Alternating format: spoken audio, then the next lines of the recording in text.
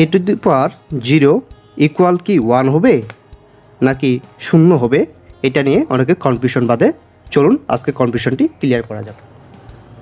এরপর কিউব হলে এটাকে আমরা লিখতে পারি এ গুণ এ গুণ এ। যদি এর উপর স্কোয়ার হয় তাহলে লিখতে পারি এ গুণ এ। এরপর যদি 1 হয় তাহলে 1 ইন্টু এ। আসলে শুধু এখানে 1 না, প্রত্যেকটা ক্ষেত্রেই 1 হাইড আকারে ছিল। এ টু দি পাওয়ার যদি 0 হয় এটাকে কি লিখতে পারবো 1 ইন্টু,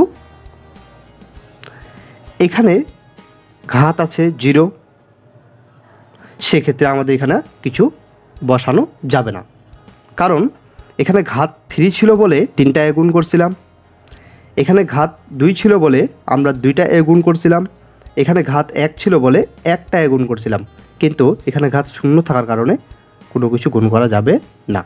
সেক্ষেত্রে এ টু দি পাওয়ার 0 এর মান আসবে শুধুমাত্র 1।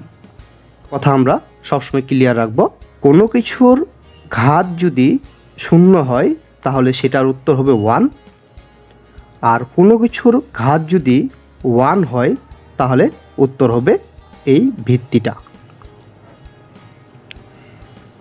তবে এই ক্ষেত্রে মনে রাখতে হবে আমাদের যে এই যে এর মানটা আছে, এর মান কখনো 0 হইতে পারে না।